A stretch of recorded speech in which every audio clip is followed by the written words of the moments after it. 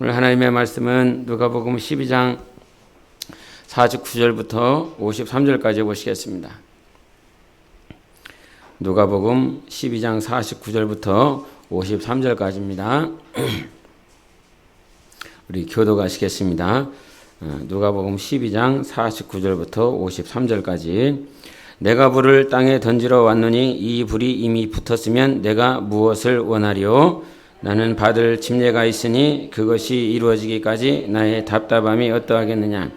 내가 세상에 화평을 주려고 온 줄로 아느냐? 내가 너희에게 이루느니 아니라 도리어 분쟁하게 하려 함이로라. 이후부터 한 집에 5사람이 있어 분쟁하되 셋이 둘과 둘이 셋과 하리. 다같이 아버지가 아들과 아들이 아버지와 어머니가 딸과 딸이 어머니와 시어머니가 며느리와 며느리가 시어머니와 분쟁하리라 하시니라. 아멘. 할렐루야. 오늘도 3일 밤 가운데 같이 예배 드릴 수 있어서 감사하고, 신앙생활에 여러 가지 높고 낮음의 시간들이 있습니다. 그래서 잘 나갈 때 또 영적으로 보면 굉장히 퇴보하고 앞이 보이지 않는 그런 시간들을 이렇게 보낼 때도 있는데, 여러분은 지금까지 살면서 가장 극도로 힘들었다, 너무 극도로 막 이렇게 너무 어려웠다, 우리 박사님 교수는 언제 했어요? 극도로 힘들었을 때가 있으시지 않겠어요? 아무리 표면적으로 문제가 없이 살아가는 사람이라고 할지라도 직접 이렇게 안에 들여다보면 죽을 만큼 힘들다, 이렇게 내 환경을 벗어나고 싶고 탈피하고 싶다, 이런 가정 아니면 여러분이 처해 있는 어떤 공동체 더 이상 이렇게 할 수가 없겠다, 이런 생각들이 지금까지 살면서 모르겠어요. 청년들은 모르겠는데 저는 이게 청년 시절 때 가정을 꾸리기 전까지는 그런 생각은 없었던 것 같아요. 단지 이게 알코올 중독자에 있는 아버지 때문에 마음은 조금 쓰려도 어머니가 뭐 다 제 앞에서 아버지를 상대했기 때문에 저는 그 그늘막에 살다 보니까 그렇게 힘이 들고 어려운 순간들이 없었던 것 같아요. 그러다 이제 신앙생활을 하면서 영적 생활을 하다 보면 이렇게 굉장히 좀 상상하지 않고 내가 계획하지 않은 그런 모양들, 그런 상황들이 한두 번씩 이렇게 닥치면서 그래도 뭐 이 정도야?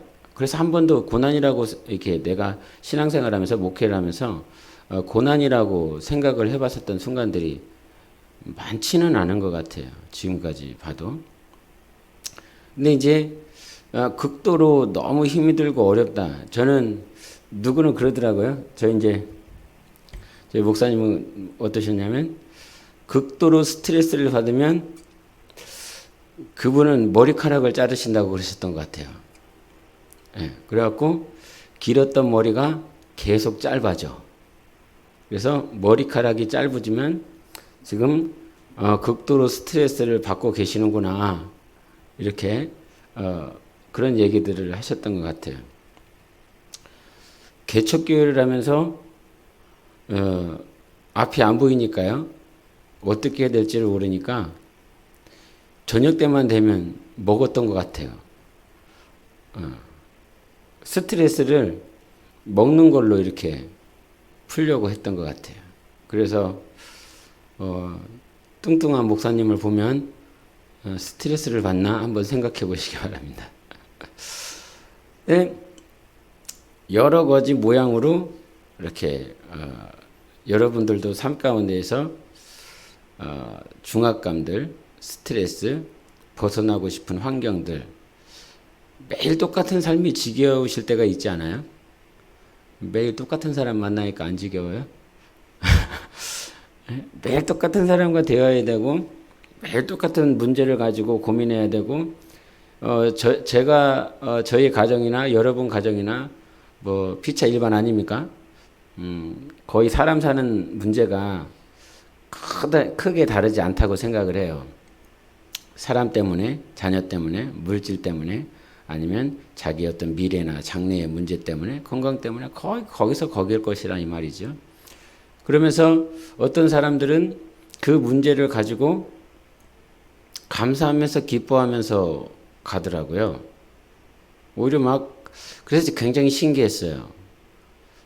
오히려 나의 문제보다 그분의 문제가 더 큰데 저분은 항상 감사하대, 기쁘대, 너무 좋대. 모르겠어요. 그 감사가 입에 습관이 되고 체질이 되었기 때문에 무조건 성경에서 감사 그랬으니까 감사하라 이렇게 해서 감사하는지는 모르겠지만, 그러나 하나님께서 우리에게 들으신 대로 역사하신다고 하셨으니까 네가 고백한 대로, 네가 말한 대로 내가 역사할 것이니까 그 고백이 분명히 또 이루어질 거라고 믿거든요. 근데 똑같은 상황과 똑같은 문제인데도 불구하고 어떤 사람들은 불평과 불만, 극도의 스트레스, 그리고 좌절감과 절망에 빠져서 향방 없는 싸움을 할 때가 굉장히 많이 있습니다. 여러분은 언제로 가장 스트레스 많이 받으십니까? 극도로 너무 벗어나고 싶은 그런 상황들. 근데 신앙생활을 하다 보니까 또 성경에 있는 인물들을 보니까 그 어떤 누구도 이 극도의 스트레스, 극도의 이 죽을 것 같은 이 상황들이 안 당한 사람들이 없더라고요. 특별히 엘리야를 보니까 엘리야는 갈멜산에서 이 바알 선지자들과 450명, 400명, 850명 이 선지자들과 영적 전쟁에서 이겼습니다. 하나님의 일하심을 친히 목도하고 발견했습니다. 이건 놀라운 거거든요. 그 당대의 거짓 선지자들을 귀신들 이긴 거 아닙니까? 그것을 친히 이렇게 봤다 이 말이죠. 바알 선지자들이 이렇게 한나절 동안 계속 자기 살을 찢고 춤추며 고성을 짓는 그 과정 가운데서도 아무런 역사가 벌어지지 않아서 이렇게 조롱을 하죠. 야, 놀러 갔나 보다. 니네 신이. 뭐 쉬고 있나 보다. 더 크게 질러봐라. 더 살을 찢어봐라. 이렇게 듣고 나서 비아냥거리는 소리를 듣고 그들은 더 고성을 지르고 살을 찢고 막 한다 이 말이죠.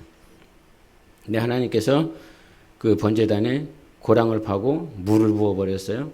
더 세상 사람들이 상상할 수 없는 환경들로 고랑을 파고 물을 부어놓고 번제단에 번제물이 탈 수 없는 환경들을 다 만들어 놓고 난 다음에 하나님이 살아계시면, 하나님이 진짜면 응답하소서. 그때 하나님께서 그 한 목소리를 들으시고 하나님께서 불을 내리시지 않습니까? 살아계신 하나님을 보이시고 나타내 주셨어요. 오늘 찬양했던 것처럼 예수 살아계십니다. 하나님 살아계십니다. 그 살아계신 하나님께서 정말 우리 기도에 또 엘리야의 기도에 친히 응답해 주셨어요. 그걸 봤어요. 경험했어요. 그런데 아합과 이세벨이 엘리야를 죽이겠다라고 막 서슬퍼런 눈길로 찾아온다 이 말이죠. 찾는다 이 말이죠. 그리고 선지자들을 막 죽이고 이제 자기만 남았어요. 선지자들 다 죽였다는 거죠. 자기만 남고 자기가 갈 수 있는 건 광야였고 도망갈 수 있는 것은 아무도 찾지 않는 곳이었어요.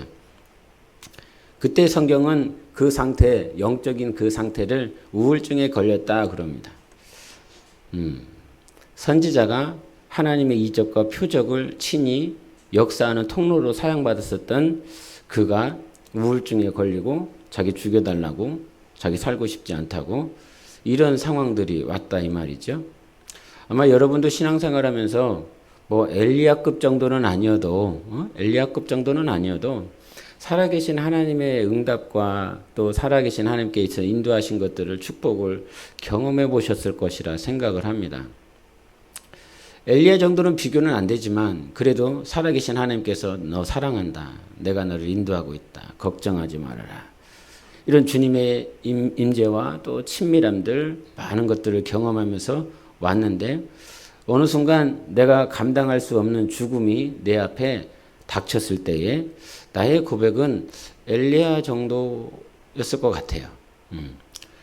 끝내고 싶다고. 하나님 나 좀 데려가 달라고. 이제 여기까지 하고 싶다고. 더 이상 갈 수 없다고. 끝이라고. 뭐 엘리야의 고백이나 나의 고백이나 여러분의 고백이나 과거에 그런 것들이 별반 다르지 않았으리라 생각을 하거든요. 그러면 하나님께서 그 갈멜산에서 850명의 선지자를 친히 죽이시고 하나님의 살아계심을 나타내실 수 있는 그 하나님께서 이세벨과 아합 두 사람 못 죽이겠습니까? 세상 왕, 850명도 그 자리에서 끝내버렸는데 그 두 사람 주님께서 어떻게 못하시겠습니까? 하나님께서 천사를 보내셔서 막으실 수도 있고 그들이 따라오지 못하도록 할 수도 있고 그들을 그 자리에서 죽이실 수도 있고 하나님의 일하시는 방법은 굉장히 다양했을 것인데 왜 하나님께서는 이세벨과 아합이 서슬퍼런 칼날을 가지고 엘리야를 쫓게 하셨을까요? 하나님은 살아계십니다. 하나님은 오늘도 우리를 인도하고 계십니다. 하나님께서 무지하시고 무능하셔서 엘리야를 광야 가운데 보내시는 것이 아니라 엘리야의 모습들 또 모세가 광야에 도망치지 않습니까? 그 바로의 자기 형이 죽이겠다고 이렇게 달려드니까 광야로 도망칩니다. 그 홍해에서 구원을 해주신 분이 하나님이시죠. 그래서 물에서 구원을 받은 자 모세라 이 말이죠. 하나님이 친히 구원해 주신 자가 모세, 그 모세의 뜻이 그거란 말이에요. 그래서 40년 동안 하나님께서 바로의 궁에서 지키시고 보호한 것 아닙니까? 사람 손이 아니라 하나님께서 친히 바로 공주를 만나게 해주셔서 하나님께서 바로 공주의 그 도구를 통해서 모세를 보호하셨던 것처럼 계속 인도하셨는데 왜 광야로 보내셨느냐? 우리가 생각하는 게 있습니다. 바로의 궁에 들어간 것은 하나님께서 보호하시는 거야. 그리고 갈멜산에서 850명과 싸워서 이기게 하신 것은 하나님께서 보호하신 거야. 우리는 항상 여기까지만 생각합니다. 또 그렇게밖에 내 논리적으로 이성적으로 판단이 되어지지 않으니까요. 그러면 왜 광야에 간 것은 하나님께서 인도하신 것이라고 말을 하지 않느냐. 엘리야가 도망갈 수밖에 없는 그 상황을 만들어 놓으신 하나님 앞에 이건 역시 하나님께서 나를 인도하셨다라고 고백하지 않느냐. 우리가 보면 예수님께서 침례를 받으시잖아요. 침례를 받고 올라오시고 난 다음에 어디로 가셨어요? 광야로 가셨잖아요. 광야로 가셔서 예수님께서 마귀에게 시험 당했어요. 템테이션 당했단 말이죠. 근데 그때 예수님께서 광야로 간다라고 하는 그 표현을 뭐라고 하시냐면 성령이 예수님을 이끄셔서 광야로 가셨다고 그랬어요. 시험 당할 수밖에 없는 3번의 시험을 받으셔야 되고 40일 동안 굶주려야 되고 아파야 되고 짐승들과 자야 되고 그러한 상황들을 성경은 뭐라고? 성령님께서 친히 예수님을 이끄셔서 광야로 가셔서 시험당하게 하셨다고 분명히 말씀하고 있거든요. 침례 받을 때까지는 하나님께서 역사하셨고 보호해 주신 거야. 이 침례가 이 출애굽기에서는 홍해를 가른 사건 아닙니까? 홍해를 가르고 나와서 미리암과 많은 사람들이 템번을 치고 춤추고 하나님이 나의 피아난처요 나의 구원자요 요새요 방패요 그러면서 엄청나게 춤추며 축제가 벌어졌습니다. 근데 거기까지는 누구나 다 뭐라고 얘기를 하냐면 지금 하나님께서 구원자라고 방패라고 피난처라고 분명히 찬양하면서 노래하면서 그렇게 말을 한다 이 말이에요. 그러면 홍해 가르고 난 다음에 광야 들어갔을 때 그때는 하나님의 인도하심이라고 믿느냐라고 하는 거예요. 예? 우리가 신앙생활을 하다 보면 홍해만 갈라지고 반석에서 물만 나오는 사건이 아니라 광야에서 줄일 수밖에 없는 상황들, 내 뜻대로 내 계획대로 되어지지 않는 그 상황들, 그 부분을 지금 여러분들이 극도의 스트레스를 받고 있는 건 아닙니까? 이것 때문에 힘이 들다고, 이것 때문에 어렵다고, 내 눈에 보여지고 내 입에 달고 내 눈에 좋아 보이는 그런 상황들은 하나님의 인도하심이라고 하지만 지금 극도로 스트레스를 받을 수밖에 없는 탈피하고 싶은 이 환경들은 하나님의 인도하심이라고 생각하지 않을 때가 참 많이 있다 이 말이죠. 하나님의 인도하심 가운데서는 생각해 봐야 될 게 둘째 아들이 자기가 스스로 나아갔지요. 그것은 하나님께서 인도하신 환경들이 아니지 않습니까? 그거는 하나님께서 하신 것이 아니고 자기의 욕심을 따라 나아간 것입니다. 그래서 아버지는 절대 원하시는 환경들이 아니었어요. 그냥 그 환경들을 아버지가 어찌하지 못하고 아들이 그냥 나아갈 수 있도록 자기 욕심대로 자기 정욕대로 그냥 가버리도록 방임하신 것은 아니지만 어찌할 수 없는 환경에 그냥 내어 맡겨드린 것이죠. 그러나 그것은 하나님 아버지가 인도한 환경들은 아니고 자기 욕심에 내어간 상황들이다 이 말입니다. 그래서 우리가 항상 점검할 때 하나님의 인도하심이냐 아니면 나의 욕심이냐라고 하는 것들을 잘 점검하셔야 되고, 그 가운데 이건 나로 인한 것이 아니라 하나님의 전적인 일방적인 그런 환경으로 쭉 밀어 넣으셔서 내가 극도의 스트레스와 탈피하고 싶은 환경에 있다라고 그런다면, 거기서 내가 오늘 고백해야 될 것은 하나님 나를 인도해 주셨습니다. 에베네셀의 하나님이 나를 인도해 주셨습니다 라고 고백할 수 있는 그런 믿음이 있어야 된다라고 하는 것이에요. 모든 인생들에게 주님은 홍해를 가르치고 난 다음에 반드시 광야를 걷게 하신다. 나는 안 걷겠지 생각하지 마시고 광야에 몰아넣으시는 하나님을 찬양하시고 감사하시기를 바랍니다. 감사가 안 나오지만 어떻게 스트레스를 받는데 감사가 나오겠어요? 지금 이 환경을 탈피하고 싶은데 어떻게 감사가 나오겠어요? 그래서 성경에서는 오늘 본문의 말씀 이거 한번 보시겠습니다. 12장 50절을 보시겠습니다. 12장 50절 시작. 나는 받을 침례가 있으니 그것이 이루어지기까지 나의 답답함이 어떠하겠느냐. 여기서 나의 받을 침례가 있다라고 그랬죠. 예수님께서 침례를 받아야 된다는 거야. 근데 예수님께서는 이미 요단강에서 요한에게 침례를 받으셨습니까? 안 받으셨습니까? 받으셨지요. 이미 받으셨습니다. 이미 물 침례는 이미 받으신 상황인 거예요.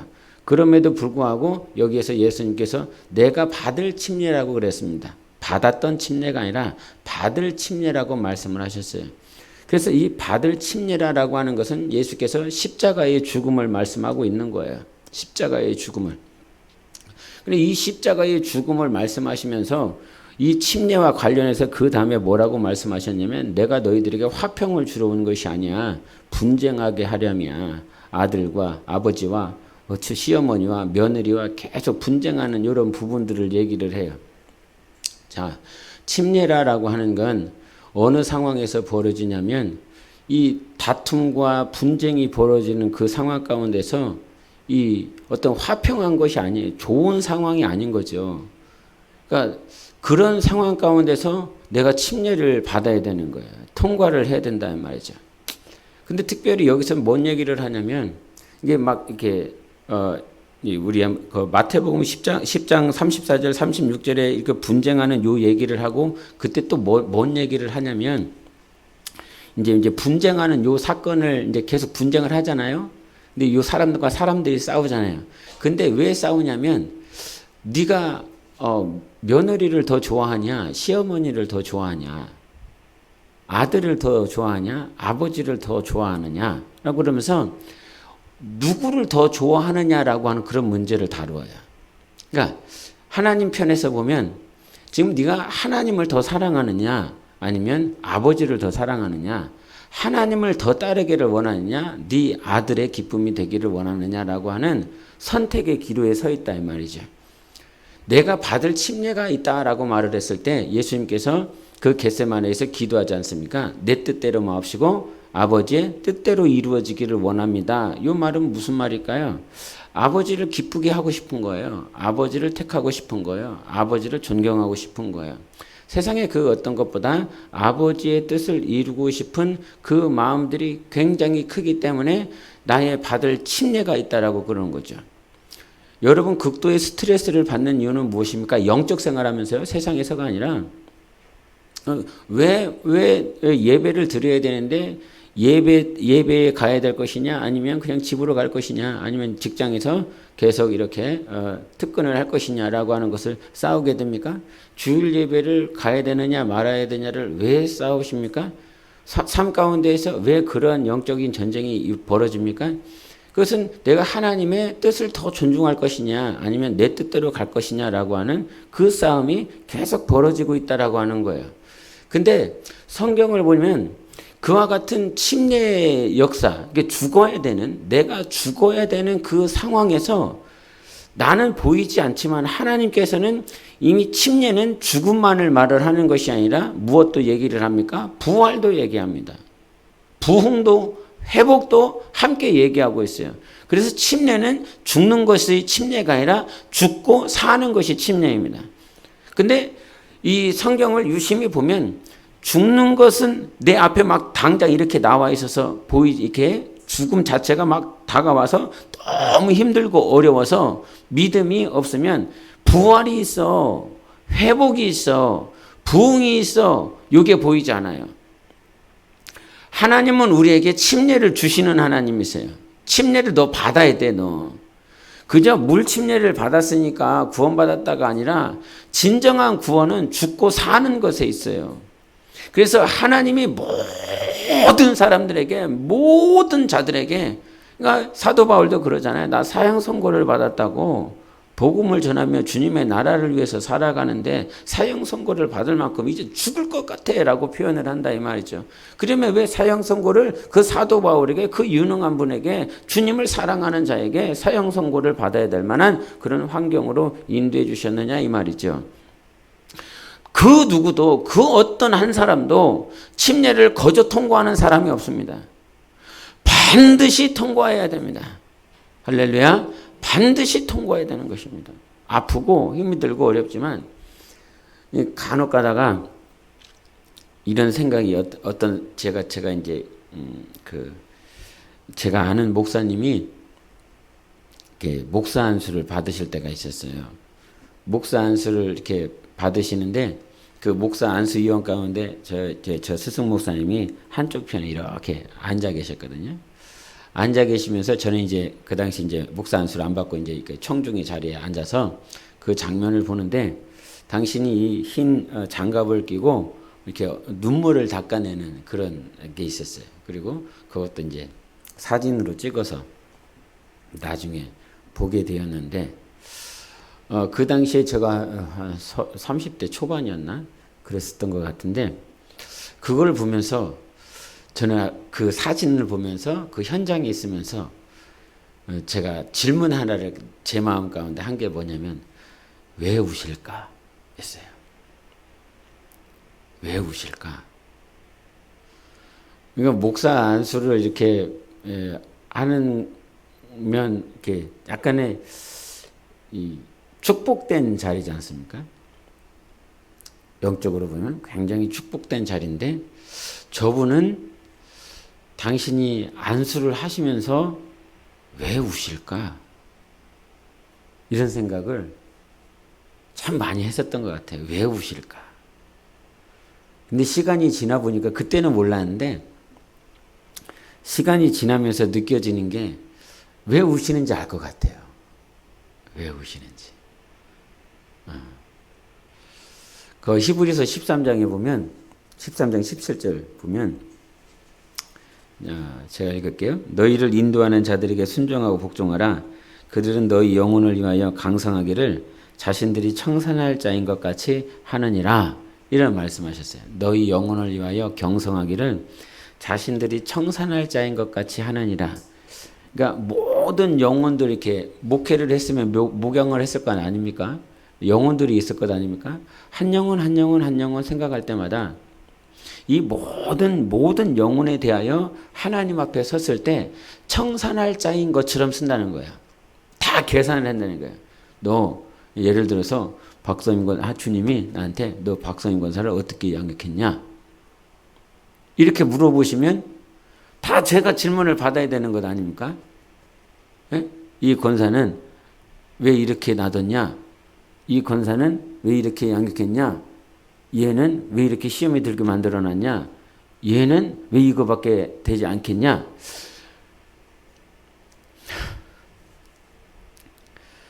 한 사람 한 사람 다 생각해서 그들은 너희 영혼을 위하여 경성하기를 자신들이 청산할 자인 것 같이 한다는 거예요. 목자들도 해당하는 말이고 셀목자들도 해당하는 말이에요. 직분자들이 다 해당하는 말이에요. 말이어야 되는 거예요. 단지 목사에게만 해당되는 말이 아니라 내가 영혼을 맡았으면 이 맡은 영혼을 하나님 앞에 섰을 때 내가 이 영혼에 대해서 계산할 날이 온다는 거죠. 계산할 자처럼 산다는 거예요. 그러세요? 목자분들, 셀목자분들?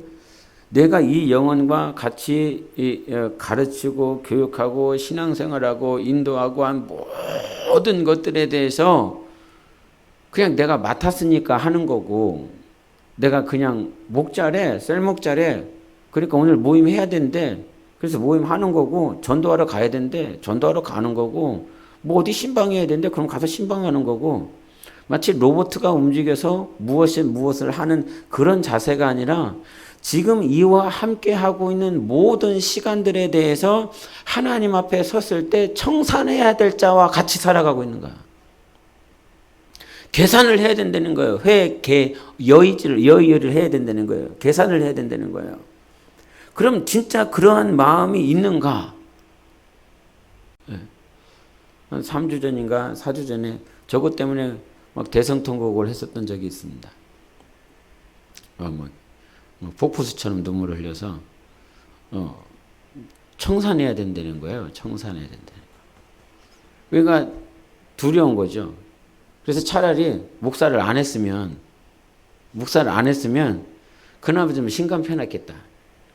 근데 목사라고 하는 이 자리에 있다 보니까 한 영혼에 대하여 어떻게 가르치고 양육하고 인도하는 것에 대해서 다 하나님 앞에서 청산할 자인 것처럼 그나마 안도한 게 청산할 자라고 쓰이지 않아서 감사했어요. 진짜로. 청산할 자라 하느니라 이렇게 말하지 않고 청산할 자인 것 같이라고 하는 것 때문에 그나마 위안을 좀 얻었던 것 같아요. 같이 너 청산할 자야. 또 다른 비유에 보면 당연히 청산하고 회개해야 된다라고 하는 그 말씀이 나와요. 근데 이 말씀은 이제 청산이라고 하는 그 말씀을 이게 막 주님께서 막 주시는데 너무 두려웠어요. 너무 무서웠어요. 진짜 무서웠어요. 진짜 두려웠어요. 주님 앞에 간다라고 하는 것이 너무 두려웠어요. 주님을 사랑함으로 신앙생활해야 되고 주님을 사랑함으로 직분을 감당해야 된다라고 말씀은 전하지만 한편으로는 동전의 양면과 같아서 내가 분명히 주님을 사랑하면서 목회를 했고 시작을 했고 지금 영적 생활을 하고 있지만 이 반대편에는 하나님 앞에 설 날이 있다라고 하는 것, 심판대 앞에 설 날이 있다, 청산해야 된다라고 하는 그 사실이 있기 때문에 너무나 두렵고 너무나 무서워요. 네. 그렇지 않아요? 저만 무서워요?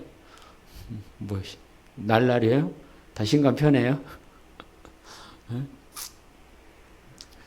그렇기 때문에 하나님을 이게 경외하는 그 과정 가운데 힘이 들고 어려운 그 시간들이 분명히 오는데, 그래서 시간이 가다 보니까 저분이 왜 울었는지 좀 알 것 같아요.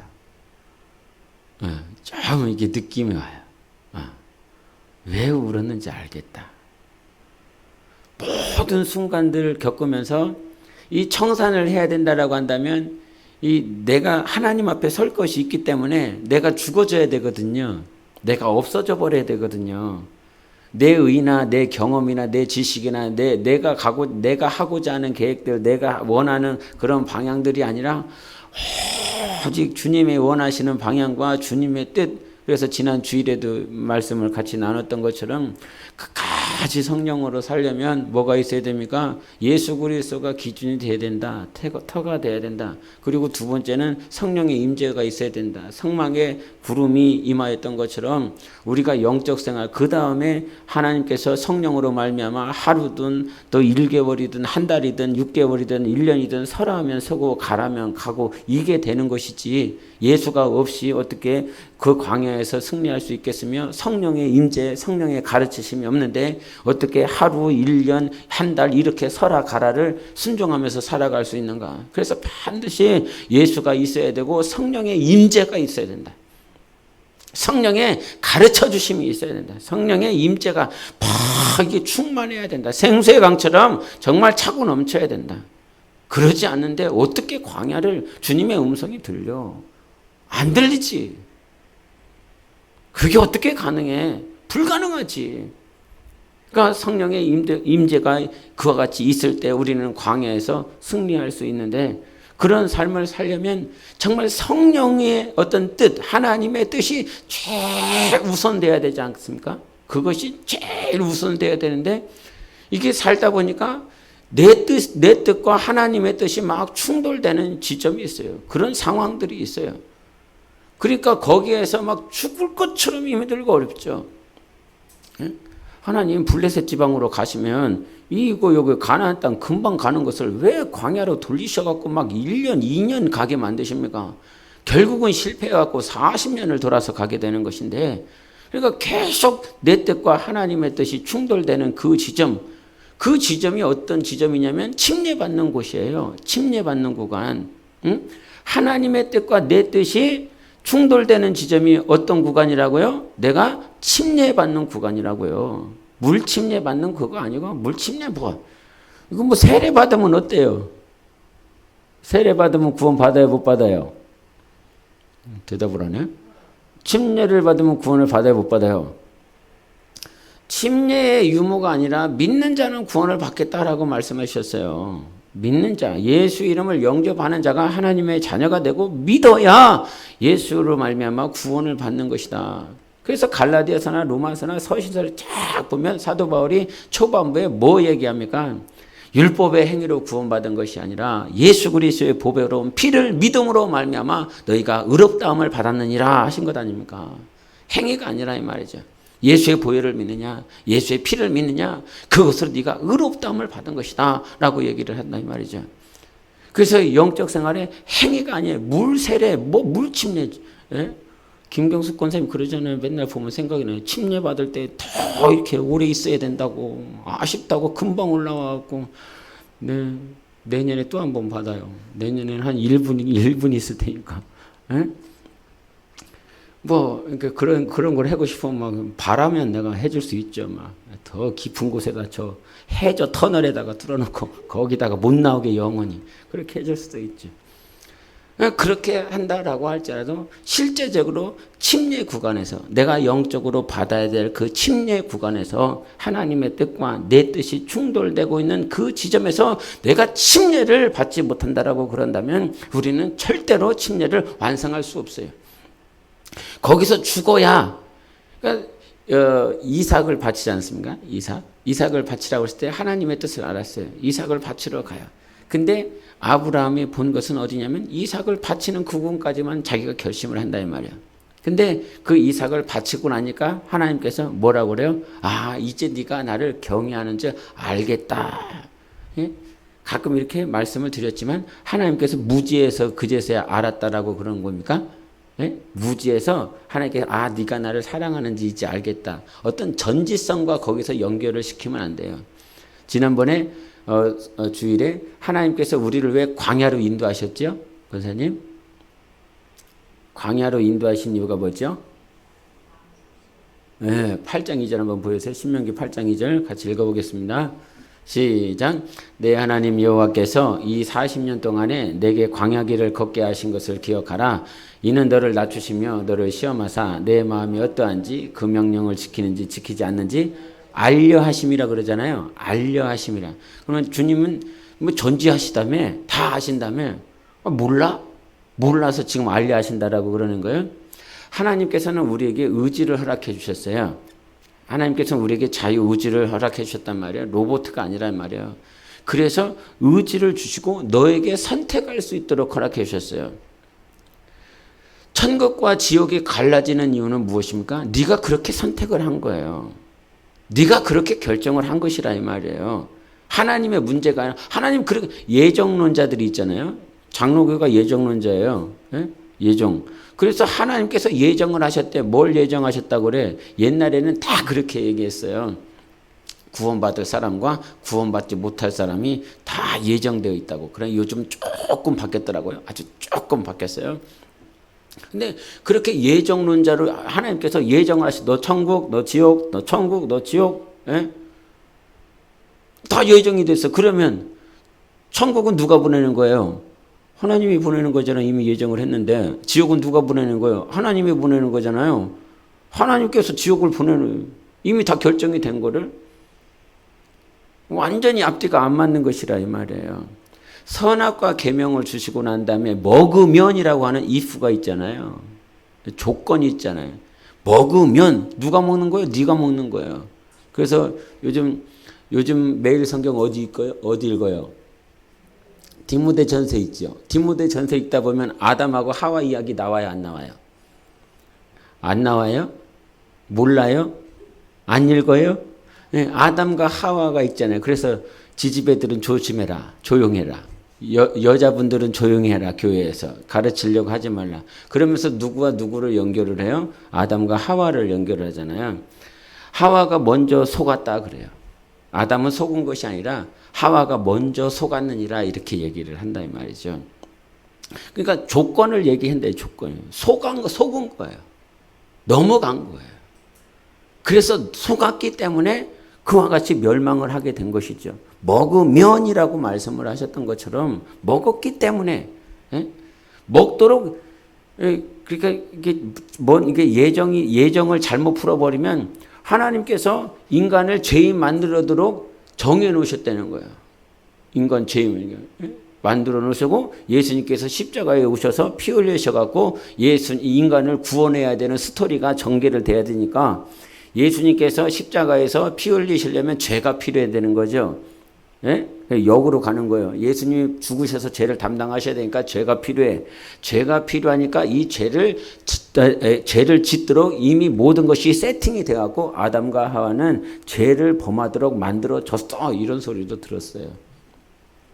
그런 하나님이 아니라 하나님께서 우리에게 의지를 주셨어요. 그래서 8장 2절에도 말씀하신 것처럼 알려 하심이라라고 하는 말은 네 마음을 보겠다는 거예요. 네가 어떻게 선택하는지, 네가 어떻게 결정하는지를 보겠다는 거예요. 그런데 이런 결정과 이런 선택이 우리는 온당한가 과연?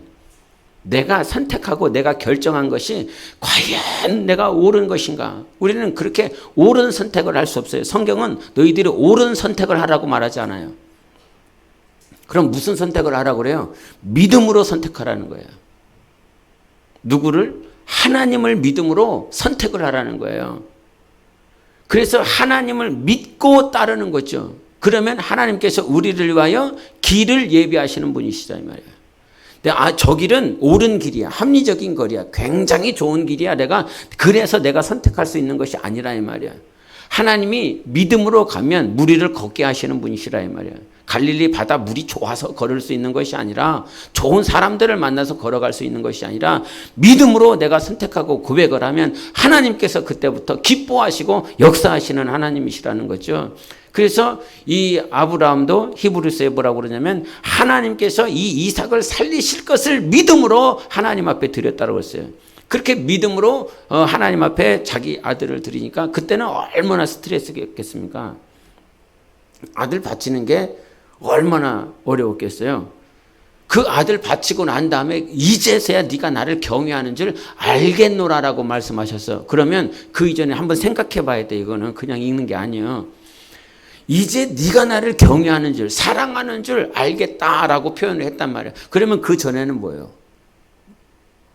갈대아 우르에서 하란 땅 가고 하란에서 가나안 땅 오는 거 자기 어떤 처지들, 자기의 어떤 삶들을 다 내려놓고 옮기는 거죠. 그 당시에는 지금 뭐 비행기가 있습니까? 배가 있습니까? 어떤 인공위성을 떠서 뭐 저기가 어떤 환경인지 알고 갑니까? 전혀 모르죠. 옛날도 이 한국 땅 이 좁은 땅덩어리에서 여기에서 여기 경상도에서 전라도만 가도 막 결단을 해야 되고 막 이렇게 하면서 가는데 말이야. 그 당시에 이 초생딸 지역이라고 그랬고 몇 수천 킬로를 아무데도 모르는 한 번도 가보지 않은 그 수천 킬로를 이동해야 된다 이 말이죠. 그러면 이거는 굉장한 결단인 거죠. 그런데 그와 같이 결단에 우르에서 하란으로 가고 하란에서 가나안 땅으로 갔는데도 불구하고 이제 네가 나를 경외하는지 알겠다. 이렇게 말씀하시지 않단 말이에요. 그렇잖아요. 근데 자기 아들을 딱 바쳐버렸어요. 바치라고 했을 때 바쳤어요. 이건 쉬운 게 아니란 말이에요. 쉬운 게 아니에요. 아브라함 생애에 가장 고민하고 가장 스트레스 받고 이 명령을 안 들었으면 차라리 나았겠다. 차라리 내가 주님을 몰랐으면 오히려 더 편했을 뻔했겠다라고 생각이 들 만큼 가장 힘이 들고 어려운 순간이라 이 말이죠. 벗어나고 싶은 그 순간. 근데 그때에 아브라함은 하나님의 말씀을 듣고 순종하더라 이 말이죠. 그러니까 여러분 지금 뭐 예배를 드리면서 주님 사랑합니다 이렇게 사랑했을 때도 주님이 받으시겠죠. 기도하면서 또 여러 가지 순종들을 하면서 아 네가 나를 사랑하는구나 이렇게 알 것이라 이 말이야. 근데 과연 이삭을 바쳐야 되는 그런 단계가 왔어요. 믿음의 단계. 가장 탈피하고 싶은 환경들, 받고 싶지 않는 명령을 받았을 때 그때 가장 극도로 힘이 들고 어려운 그 침례를 받아야 하는 그 순간에 통과했을 때 하나님은 비로소 우리에게 너 침례를 받았다라고 말씀하신 거예요. 그러니까 예수님이 내가 받아야 될 침례, 이걸 받아야 되는 것이 답답한 게 어디냐? 그 예수님이 받아야 할 침례가 어디라고 그랬어요? 뭐 갈릴리에 가고 뭐 힘든 사람들 만나고 자기를 욕하는 사람 만나고 예루살렘에서 바리새인들이 막 욕하는 거 그런 거 아니었어요.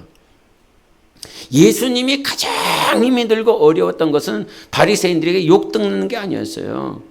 예? 부모와 친척들로부터 무시당하는 거 그거 아니었어요. 우리는 부모와 자녀, 자식으로부터 핍박을 받고 학대를 받고 왜 예수를 믿냐고 그러면서 그렇게 욕먹을 수 있는 그 상황들이 있죠. 그것도 스트레스를 받고 힘이 들고 어려운, 그래서 고난이라고 표현할 수 있어요. 근데 성경을 보니까 거기가 고난이 아니더라고요. 거기가 침례가 아니더라고요. 예수님이 말씀하신 침례는 그저 사람들로부터 핍박받고 어려움 당하는 그런 것이 아니라 자기를 철저하게 죽여버려야 되는, 자기가 없어져 버려야 되는 그것이 십자가였고, 그 십자가가 자기가 침례를 통과해야 되는 최고의 아픔이었어요. 그러면 우리도, 저도, 여러분도 정말 내가 없어져 버려야 되는, 내 뜻, 내 자의, 내 경험, 내 감정 다 사라져 버려야 될 극도의 이 힘이 들고 어려운 침례 구간이 와야 되는 것입니까? 안 와야 되는 것입니까? 내가 하나님의 말씀에 순종하면서 살아가다 보면 그 구간이 반드시 와야 되는 게 정상이지 않겠습니까? 예수를 닮으라며요. 예수를 따라간다며요. 예수 그리스도의 형상을, 예수 그리스도의 심정을. 그러니까 고린도전서 2장 16절에는 누가 그리스도의 마음을 가져서 가르치겠느냐 그러잖아요. 그리스도의 마음을 배우려면, 좀 전에도 제가 얘기했지만 그 스승 목사님께서 우는 이유를 그나마 조금 알겠다니까요. 요즘 왜 울었는지. 예? 차라리 가끔 그런 얘기를 했었던 것 같아요.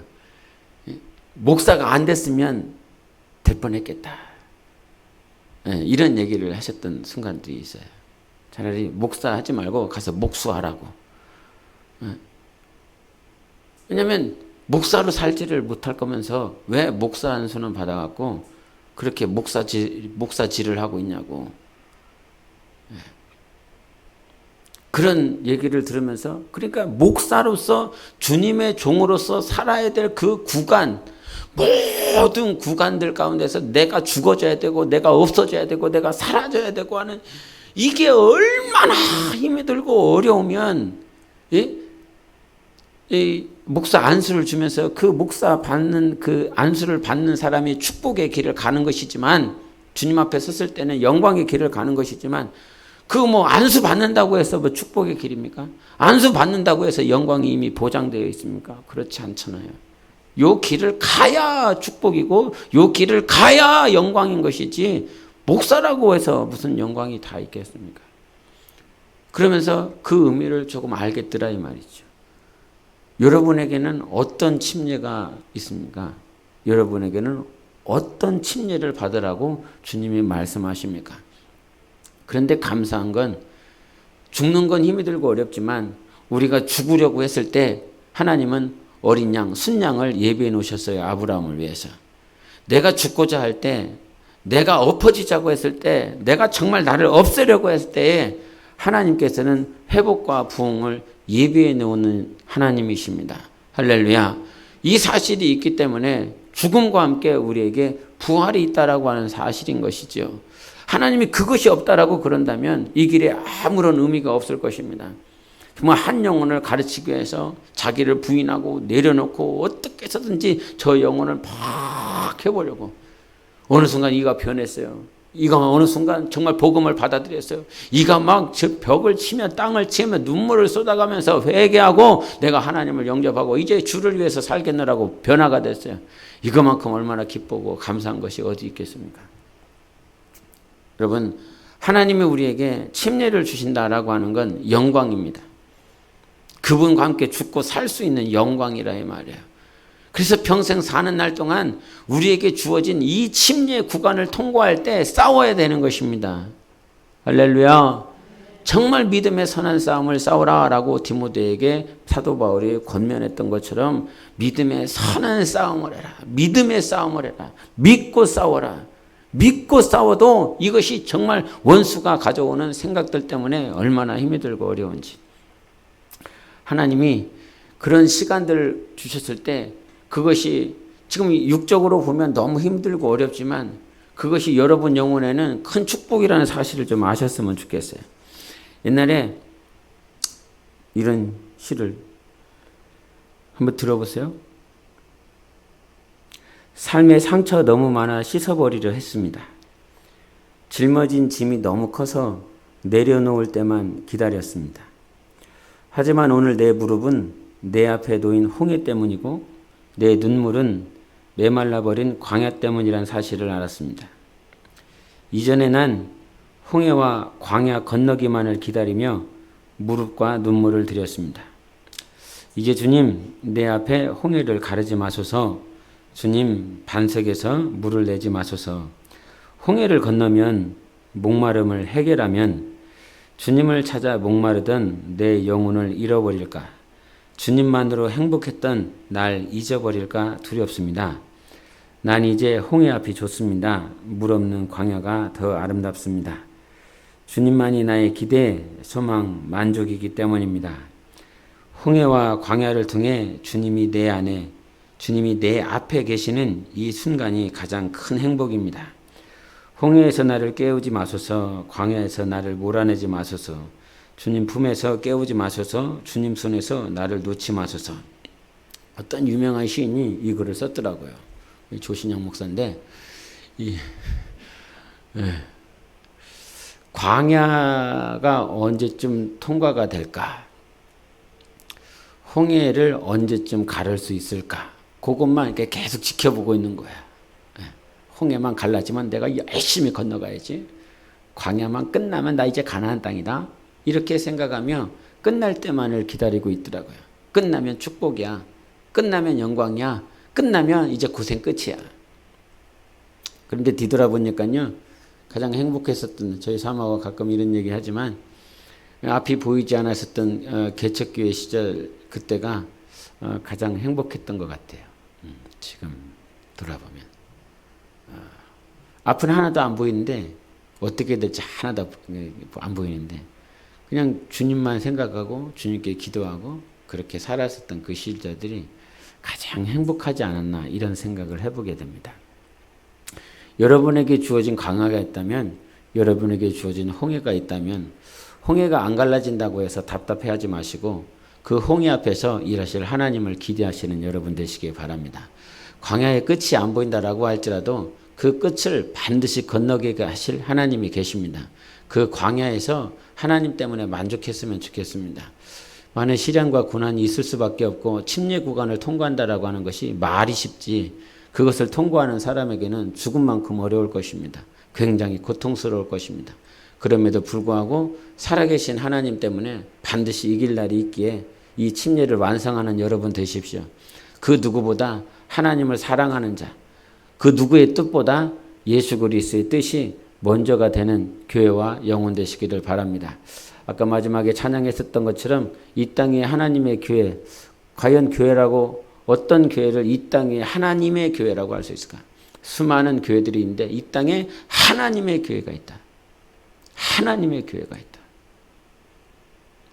모든 교회가 다 그랬으면 좋겠지만 이 땅에 하나님의 교회로서 서 있는 교회도 있고 사람의 교회로 서 있는 교회, 어떤 기업체도 있지 않을까 이런 생각들을 해봅니다. 그런 것을 보면 하나님의 교회만 반드시 이기는 것이지 교회라고 하는 두 글자를 가지고 있기 때문에 승리하는 것은 아니다. 그래서 어떻게 알 수 있을까요? 유럽의 교회들을 보면 알 수 있습니다. 그렇게 찬란했었던 중세시대에 세워진 교회들, 그러나 복음이 쇠퇴하고 말씀이 변질되고 성령을 대적하고 성령의 일하심을 부인하면서 교회는 교회가 되어지지 않았습니다.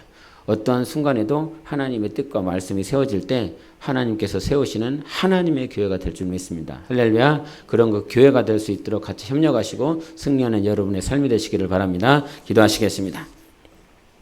오늘 함께 기도하실 때 하나님 아버지, 내가 내 영혼에 맞닥뜨릴 침례 구간, 아니면 내가 지금 침례를 받아야 되는 순간이라고 한다면 승리하게 하소서, 이기게 하소서. 나는 힘이 없습니다. 나는 능이 없습니다.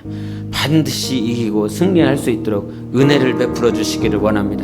내가 서 있는 것이 나의 열정이 아니라, 나의 의가 아니라 오직 하나님의 은혜인 줄 믿습니다. 이 은혜 가운데 하나님을 보게 도와주시옵소서. 오직 예수 그리스도를 보고 승리할 수 있는 나와 교회가 될 수 있도록 함께 기도하시겠습니다.